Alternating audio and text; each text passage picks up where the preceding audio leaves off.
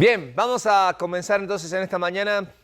Muy bienvenido a todas las personas que llegan a este lugar. Gracias por su compañía. Saludamos también a las personas que se conectan a través de las redes sociales. Estamos muy contentos de poder compartir con ustedes el mensaje de la palabra de Dios. Y hoy vamos a continuar con nuestro estudio acerca de las promesas de Dios para nuestras vidas. Sabiendo que lo que Dios prometió va a cumplir. Dios no sabe fallar. Dice la palabra de Dios, Dios no es hombre para fallar. Entonces las promesas están ahí, y una de las cosas que nos tiene que quedar claro en esta mañana es que las promesas de Dios son pura y exclusivamente para sus hijos. Si no partimos de esta base, muchas veces podemos llegar a confundir. Incluso hemos estado viendo acerca de que hay promesas generales, promesas que incluso cualquiera de sus hijos pueden reclamar, y también hay promesas específicas que se cumplieron en tiempos específicos para personajes específicos, los cuales de repente puede que en algún momento se pueda aplicar en nuestras vidas, pero no quiere decir que la regla general sea que todas las promesas que aparecen en las Biblias, esas más de 3.600 promesas, se apliquen directamente en nuestras vidas. El Espíritu Santo puede utilizar en cualquier momento una situación en la cual nosotros podamos realmente disfrutar de aquellas cosas que Dios nos ha dado, o podamos ver cumplido en cada uno de nosotros la promesa de Dios. Lo que sí nos tiene que quedar claro es que si Dios promete, Dios ya cumplió. Dios va a cumplir. Entonces, quiero en esta mañana, continuando con el tema de las promesas, el énfasis está aplicado en que Dios va a cumplir las promesas. Él no sabe fallar, pero quiero comenzar con dos preguntas, incluso ahí ustedes los tienen en sus hojas. La primera pregunta tiene que ver con ¿por qué Dios nos ha prometido? ¿Por qué Dios ha hecho promesas? En primer lugar, porque a través de las promesas Él se quiere revelar a la humanidad. ¿Por qué? Porque al mostrar sus promesas, Él se va a revelar al hombre como Él es. Porque decíamos, Él promete y Él va a cumplir. Y para cumplir las promesas se necesita de su poder, para cumplir las promesas se necesita de su gracia, para cumplir las promesas se necesita de su sabiduría. Y es en realidad el hecho de la promesa nos muestra que nada nosotros como humanos podemos hacer en realidad. Todo lo que hacemos porque Dios lo permite, Dios lo promete a nuestras vidas, en primer lugar. Y en segundo lugar, sí, promete porque Él demuestra así su amor incondicional para con nosotros. Él muestra que de esa manera es Él quien desea guiarnos, quien se compromete y que nos va a proveer y sobre todas las cosas nos va a proteger en todo momento. Por eso Dios ha prometido. Por eso Dios ha comprometido su palabra para con cada uno de nosotros. Pero también tenemos una segunda pregunta en cuanto a las promesas de Dios. ¿Cómo podemos estar convencidos, escuchen bien, convencidos de que Dios va a cumplir sus promesas? Dios mismo es la garantía de que Él va a cumplir sus promesas. Bien decían, está su palabra. Está la persona de Dios, está Cristo, está el Espíritu Santo como garantía de que sus promesas se van a cumplir. Y eso nos tiene que llevar a convencer. Porque quiero que entendamos esto, Dios no está para hacernos el favor. Dios no está para obrar cuando nosotros queremos. Sino que el propósito de Dios al revelar sus promesas es que nosotros nos convenzamos de que de Dios debemos esperar todo lo que Él ha prometido. Y que no es que nosotros condicionamos a Dios para que a nuestro tiempo y a nuestra forma Él accione las promesas que nos ha dado. ¿Estamos de acuerdo en esto? Entonces, por eso tenemos que estar convencidos de que Dios cumplirá sus promesas. Ahora, cuando hablamos de las promesas de Dios, tenemos que entender que siempre las promesas de Dios están en contexto de la voluntad de Dios. Es decir, están en contexto a su palabra. Y cuando hablamos de las promesas de Dios, también tenemos que entender que las promesas están en contexto a nuestra necesidad. Dios no hace a un lado eso, pero Dios genera, porque la Biblia dice, tanto el querer como el hacer. Entonces nosotros tenemos que entender que su promesa está ahí para nosotros y Él la va a cumplir dentro de su contexto. Entonces, varones, nosotros debemos aprender que para que Dios va a cumplir su promesa en nosotros y para nosotros estar convencidos de que Él lo hará, nosotros debemos buscar siempre andar en su voluntad. Y tenemos que asumir la responsabilidad que tenemos en ese proceso, que es conocerla, conocer su voluntad para nuestras vidas. Y para eso tenemos el Espíritu Santo, que es quien nos da comunión con el Padre, para que a través de su palabra, la comunión con Dios y la comunión los unos con los otros, podamos gozarnos de las promesas de Dios para cada uno de nosotros. ¿Estamos de acuerdo aquí? Muy bien. Ahora sí, vamos entonces a esta nueva serie de promesas, pero ahora hay necesidades personales a las cuales nosotros queremos buscar una solución porque es nuestra responsabilidad, pero necesitamos ponernos en concordancia con la voluntad de Dios y es lo que vamos a ver en esta mañana. Vamos al libro de Santiago capítulo 1. Libro de Santiago capítulo 1. Siempre comento que el libro de Santiago es mi libro favorito de la Biblia. Y la carta de Santiago habla acerca de lo que es la religión genuina y pone la religión en un contexto verdadero, no en el contexto de que muchas veces, incluso como cristianos, nosotros renegamos de la religión, porque hablamos, es que cada persona hace su propia religión para poner a Dios a su modo, a su forma. No, no es eso religión. Religión es llevar los mandamientos a la acción. Religión se trata, dice Santiago, la define, no como el que no sabe hacer lo bueno, el que sabe hacer lo bueno y no lo hace, peca. Es decir, que la religión es poner manos a la obra. E incluso va a hablar que religión la va a definir como estar atento de las viudas, de los necesitados y realmente estar atento de tu prójimo a través de lo que Dios te ha enseñado. Y es interesante porque Santiago va a poner todo esto en un contexto muy interesante, un contexto muy importante y lo va a elevar diciendo lo siguiente en el versículo 17. Vamos a leer Santiago 1, capítulo 17. Toda buena dádiva y todo don perfecto desciende de lo alto, del Padre de las luces, en el cual no hay mudanza ni sombra de variación, ni sombra de variación. Y es interesante porque aquí Santiago nos va a poner en perspectiva, decir, todo lo que tú tengas, todo lo que tú puedes llegar a obtener acerca de lo que tú realmente necesitas, no quiere decir que es lo que tú quieres, todo viene de lo alto, procede de Dios, el cual, al decir no hay mudanza y no hay sombra de variación, quiere decir que Él no se va a equivocar. Que lo que nos va a dar es porque es lo que realmente necesitamos. Él no se equivoca y no va a andar jugando. No va a andar diciéndote, ¿quieres esto? No, mejor esto. ¿O quieres aquello? No. Entonces, ¿qué pasa cuando nosotros estamos ante una necesidad y no sabemos qué decidir o qué es lo bueno para nosotros? Es que no estamos realmente entendiendo, comprendiendo, dedicando el tiempo para descubrir cuál es esa buena voluntad de Dios, agradable y perfecta en nuestras vidas. Porque Dios no cambia. Y Dios sabe lo que necesitamos. Por eso, cuando hablamos de necesidades personales, una de las promesas que debemos entender en nuestras vidas y completamos en nuestras hojas es que Dios se encarga, y fíjate esto, de nuestras dudas y temores. De nuestras dudas y temores. Muchas veces hemos satanizado de más las dudas, ¿no? Y pensamos que pues es imposible tener dudas. Bueno, yo te puedo decir, es imposible no tener dudas, porque incluso las dudas nos ayudan a realmente buscar lo que es correcto, ¿no? Lo que es correcto. El problema es cuando vivimos en la duda, porque cuando vivimos en la duda es muy normal que la duda engendre o a través de la duda llega el temor. La palabra de Dios nos dice en Isaías 41, versículo 10, lo siguiente, no tengas miedo, que yo estoy contigo, no te desanimes, que yo soy tu Dios.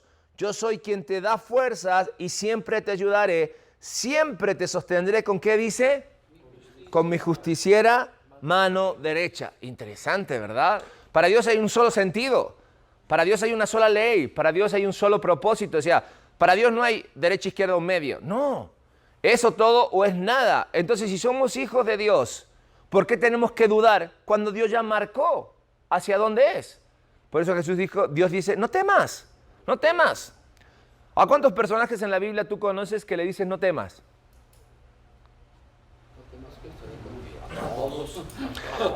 A todos. Desde el principio Dios marcó cómo deben ser las cosas y si somos sus hijos y conocemos su ley y sabemos que Él siempre va a hacer lo justo, ¿por qué dudas en nuestra vida y por qué temor? Queremos no tener dudas en nuestras vidas, queremos no tener temor en nuestras vidas. Santiago lo va a decir, debemos hacer lo bueno, porque el que sabe hacer lo bueno y no lo hace, peca. Queremos ahuyentar las dudas, el temor en nuestras vidas, debemos andar por la derecha. Siempre decimos en este grupo de varones que lo correcto está por sobre lo bueno. Lo correcto está por sobre lo bueno. Efesios capítulo 3, versículo 12 dice, gracias a Cristo, porque confiamos en Él, tenemos libertad ¿para qué? Acercarnos a Dios sin temor, porque incluso aquel Dios que te dice no temas, aquel Dios que dice mi mano justiciera estará contigo, proveyó el medio por el cual nosotros podemos llegar a un Dios cuya justicia para nosotros nos es adversa, porque somos pecadores, porque somos condenados. Sin embargo, dijo, en tu condición de pecador, en tu condición de separado de Dios, en tu condición de alejado, yo voy a proveer. Y dice que por gracia, ¿a través de quién? De Cristo, su Hijo, nosotros podemos llegar a Dios, un Dios 3 veces santo, un Dios justo, un Dios amoroso, un Dios celoso, un Dios del cual nosotros no merecemos absolutamente nada. Dice que nosotros podemos llegar sin temor a su presencia.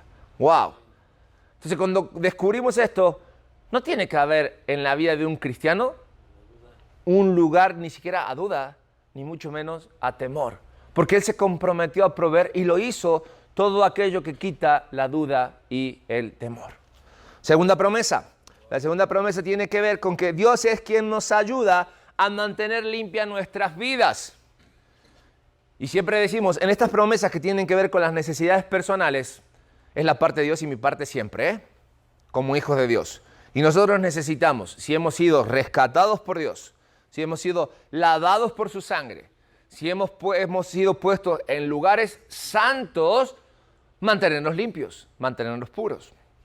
¿Qué pasa con una persona que no se baña por varios días? Apesta, ¿verdad? Bueno, déjame decirte una cosa, un cristiano que no se limpia diariamente de sus pecados, empieza a oler. Sí, empieza a oler, ¿por qué? Porque el pecado empieza a acumularse en su vida y el pecado no huele bien. El pecado se presenta bueno. El pecado incluso a veces hasta sabe bien, pero dice la palabra de Dios que el final del pecado, del camino del pecado, es muerte. Y si Dios nos rescató de nuestra vana manera de vivir, Dios nos sacó, como dice el salmista, del lodo cenagoso, ¿para qué vamos y nos revolcamos otra vez en el pecado para oler mal otra vez? Digo, somos conscientes que se nos hace muy difícil no pecar, pero si pecamos, así como cada día nos bañamos, nos limpiamos, nos sacamos todas esas células muertas que hay en nosotros, que generan ese olor que se da en nuestras vidas, en nuestro cuerpo, debemos hacerlo también en nuestra vida. Cada día tomar el tiempo delante de la presencia de Dios para limpiarnos. Si podemos evitarlo, mucho mejor. Pero Dios dice que Él se compromete a darnos herramientas para que nosotros no tengamos excusa a la hora de mantenernos limpios, porque esa es nuestra responsabilidad. Se llama santificación. Somos santos en Cristo, pero necesitamos estar en nuestra vida en el proceso continuo de quitarnos aquellas cosas que estorban y que interrumpen nuestra comunión con Dios. Segunda de Corintios le deja muy claro, 5:17, si alguno está en Cristo, de modo que si alguno está en Cristo, ¿qué dice? ¿Nueva? ¿Qué pasaron con las cosas viejas? Quedaron atrás. Sí, he aquí todas son hechas nuevas. En la vida del cristiano aplica esto que dice, en el cristiano atrás ni para tomar envión. Siempre es adelante. Siempre es nuestra mirada puesta en el autor y consumador de nuestra salvación. De eso se trata la vida del cristiano. ¿Recuerdan cuando el año pasado escribíamos nuestro testimonio y buscábamos en cierta manera nuestro pasado? Algunos por ahí se regordeaban y ahí se querían quedar. Pero no, eso ya pasó. No es otra cosa más que ver la gracia de Dios. ¿De dónde te rescató? ¿De dónde me rescató? ¿Y dónde me puso? ¿Dónde estoy ahora? Y ahí quiero estar, ahí quiero mantenerme, porque dice el salmista, no hay mejor lugar que habitar en tu presencia. Porque en tu presencia hay plenitud de gozo y ahí quiero estar. Pero para estar en tu presencia tengo que estar limpio. Y no se trata de ir el domingo a la iglesia ni de venir aquí al estudio. Se trata de día a día disfrutar de nuestras vidas, de la presencia de Dios y así limpiarnos. Isaías 55:7 dice la palabra de Dios lo siguiente: abandone el impío. Esa palabra impío habla de una persona que no es correcta, de una persona que está totalmente apartada o haciendo lo que no es bueno. Dice su camino y el hombre malvado sus pensamientos, y vuélvase al Señor, que tendrá de él compasión, al Dios nuestro, que será amplio en perdonar. Fíjate la promesa de Dios, dice, será amplio en perdonar, es decir, que el perdón de Dios abarca incluso aquellas cosas que nosotros creemos que Él no puede. Uno de los grandes problemas por los cuales a veces a nosotros nos cuesta limpiar nuestras vidas es que no magnificamos el perdón de Dios. ¿Cuándo digo esto? ¿Por qué digo esto? Porque al no magnificar el tamaño del perdón de Dios, nosotros al no tener esa idea, no somos capaces de perdonarnos a nosotros mismos. Y si nosotros no nos podemos perdonar a nosotros mismos, va a ser muy difícil que podamos convivir primero conmigo y después con lo que me rodea. Entonces debemos entender que el perdón de Dios es amplio, que no solamente me alcanza a mí, sino que también me lleva a que me pueda yo perdonar y pueda yo perdonar a mi entorno y de esa manera poder vivir en armonía, porque estoy limpio en mi vida. Tercera promesa, Dios dice que es nuestra paz. Dios es nuestra paz. La paz os dejo, dice Juan 14, 27. Mi paz os doy. Yo no os la doy como el mundo la da. No se turbe vuestro corazón ni tenga miedo. Una paz efectiva. Una paz que realmente cumple con su propósito. Quitar el temor en la vida de todo hijo de Dios. Ahora, no sé por qué. O quizás cada uno de nosotros sepa por qué. ¿Por qué hay cristianos que no tienen paz? ¿Por qué hay cristianos que viven sumidos en la depresión?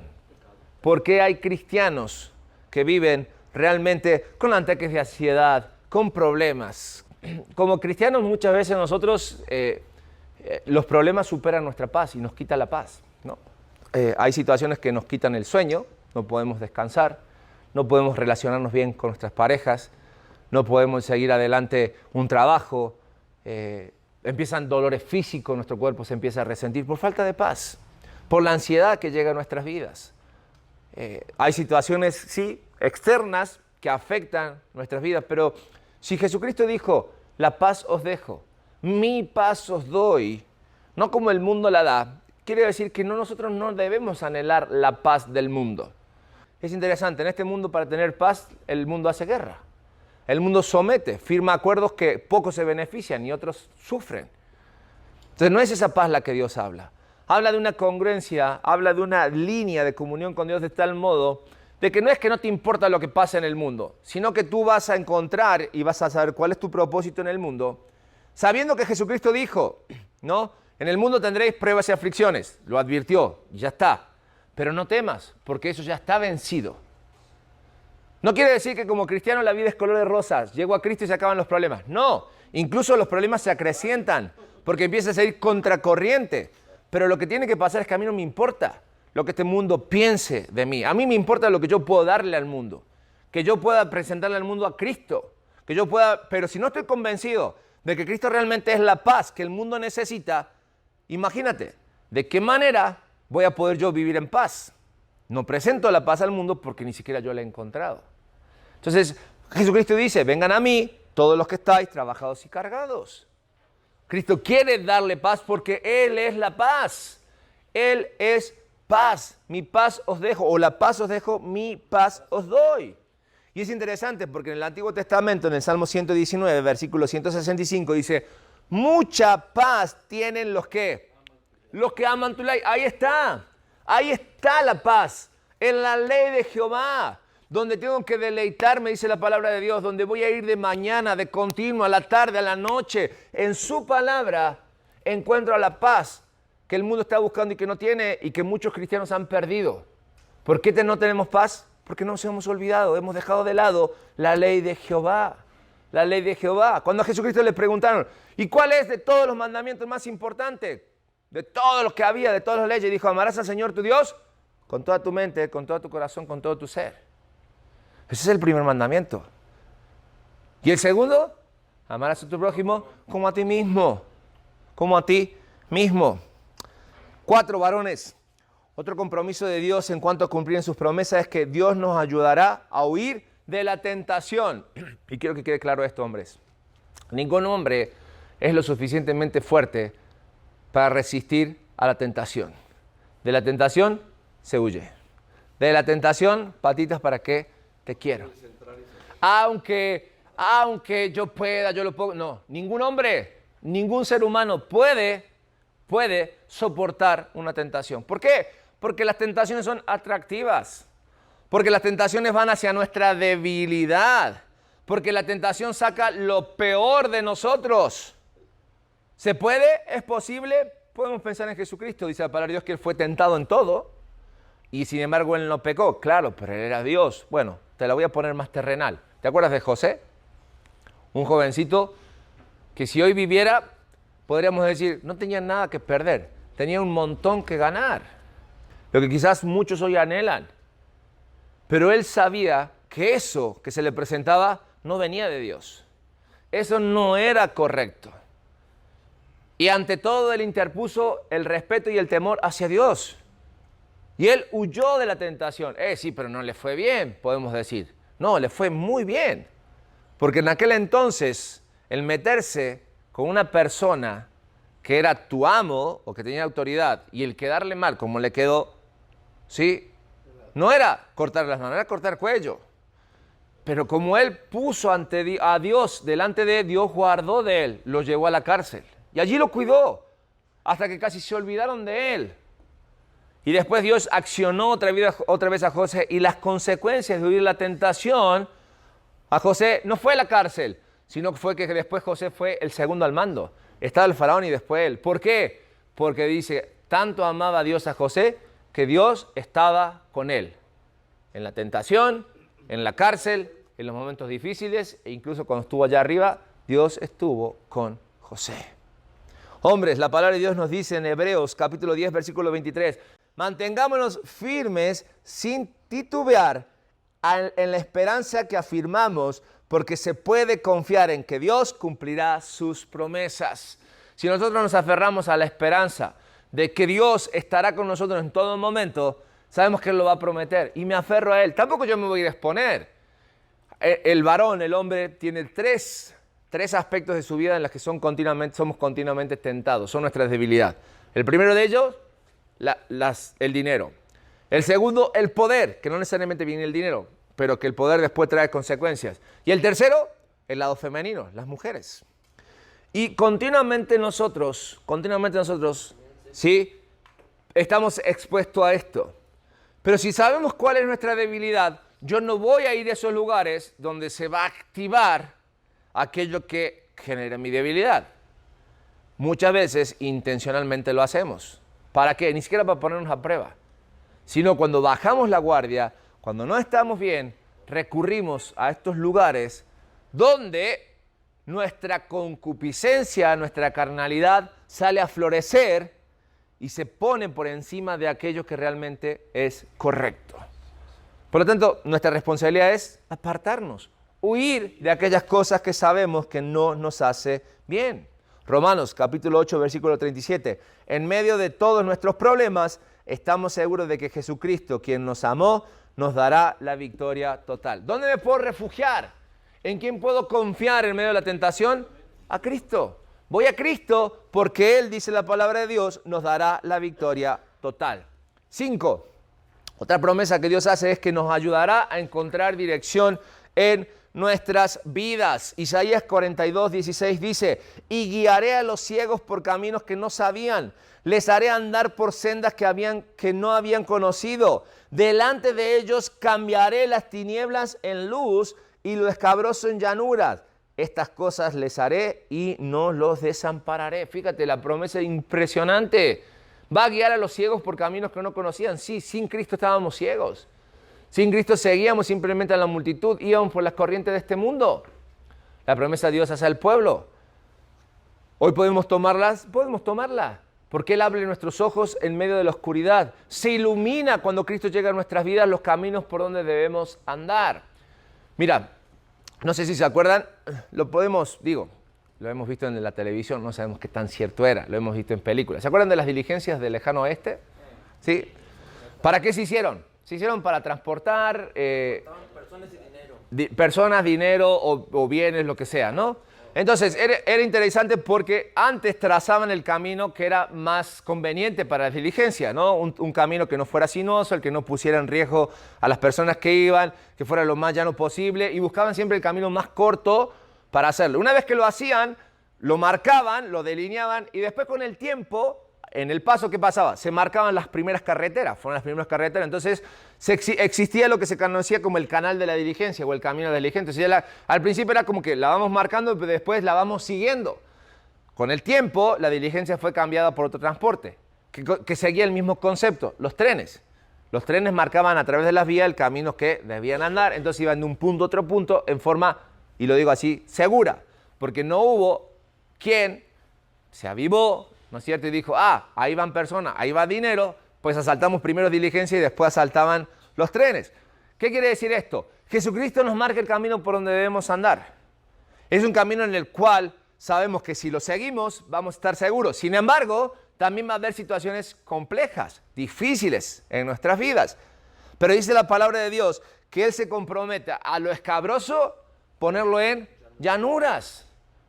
O sea, ponerte el camino, alisarte el camino. Ya lo hizo a través de Cristo. Él nos marcó cuál es el camino de regreso al Padre. Él nos marca a través de su voluntad cada día por donde nosotros debemos andar. Por lo tanto, cobra mucho sentido y es nuestro aliciente el hecho de que Proverbios capítulo 3, versículo 6 nos diga, busca su voluntad ¿en qué? Todo. En todo lo que hagas. ¿Por qué? Porque Cristo ya marcó el camino. Dios le señaló al Hijo y el Hijo nos señaló a nosotros qué es lo que debemos hacer. Porque si buscas su voluntad en todo lo que hagas, Él te mostrará ¿qué cosa? El camino que debes tomar. Qué fácil es, ¿verdad? Entonces, ¿por qué lo complicamos? Si somos sus hijos y Él lo prometió, simplemente debemos entender que lo que debemos hacer en nuestra vida es cumplir lo que Él ya escribió, es cumplir su voluntad. Pero para eso debemos volver a su palabra. Para eso debemos desarrollar la mente de Cristo en nosotros, someternos a Él. Y por último, Dios promete ser siempre nuestro proveedor. Él promete ser siempre nuestro proveedor. Deuteronomio 29:9 dice la palabra de Dios, guardaréis pues las palabras de este pacto y las pondréis por obra para que prosperéis en algunas cosas. Así dice, en todo lo que hicieres. Te voy a decir algo, el mundo entró en crisis desde Génesis capítulo 3 y de ahí todo ha sido para abajo. Y una vez más vuelvo a decir, nada de lo que está ocurriendo ahora es nuevo, varones. Nada, absolutamente nada. Siempre ha sucedido y siempre ha ido hacia abajo. Esto no va a buscar mejorar nunca. Sin embargo, aquellos que amamos a Dios, que somos sus hijos, podemos aferrarnos a la promesa, decir, yo no te dejaré faltar nada. La palabra de Dios dice, no habrá justo desamparado, ni su descendencia mendigando pan. Dios está a cargo de todas las cosas que ocurren en nuestras vidas y Él se encargará de darte siempre lo que tú y yo necesitamos. Ojo, a veces pensamos que Dios está como la caja grande en nuestras vidas, para darnos lo que queremos, pero Dios solamente te va a dar aquello que tú necesitas y aquello que tú puedes administrar. El sabio dijo, no me des de más para que me olvide de ti, no me des de menos para que no me queje, dame lo justo y necesario. Pero eso justo y necesario es muchas veces renunciar a lo que yo quiero, es renunciar a mis anhelos, es renunciar a mis deseos, para que Dios cumpla en mí lo que Él tiene para mí. Y te puedo asegurar que Dios nunca te va a dejar faltar absolutamente nada, aún en la peor crisis que tu entorno pueda tener. Ahora sí, están las decisiones que nosotros tomamos y que a veces le echamos la culpa a Dios. ¿Por qué me dejaste solo? ¿Por qué no me das? ¿Por qué esto? ¿Por qué aquello? Es que si tomamos malas decisiones, tenemos que afrontar ¿qué? Malas consecuencias.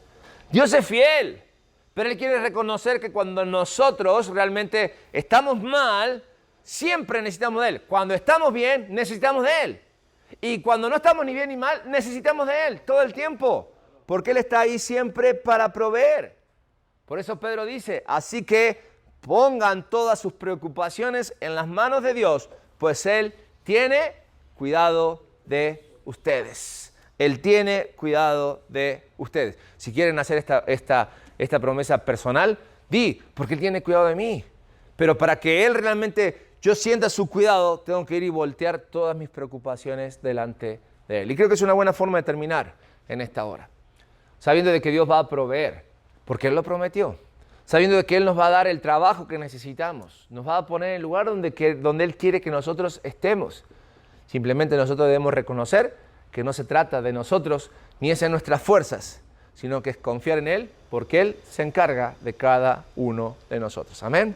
Vamos a orar para terminar en esta hora. Padre, gracias por la oportunidad de darnos este tiempo en el cual estudiamos tu palabra, darnos la oportunidad de poder confiar en tus promesas y sobre todas las cosas prepararnos para reclamarlas, Señor. Señor, queremos estar plenamente descansando en ti en todo momento y queremos pedirte perdón. Perdón porque hemos buscado la paz en lugares incorrectos. Perdón porque hemos dudado, porque hemos, Señor, dudado de tal forma que el temor ha llegado a nuestras vidas. Perdón porque hemos tratado de resolver los asuntos de nuestras fuerzas sin confiar en que tú has de proveer para nuestras vidas.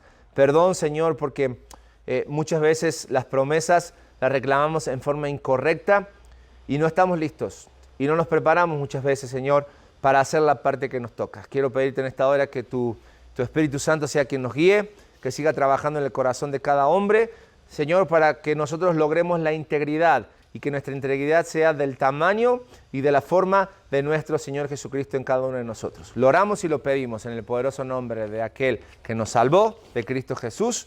Amén y amén.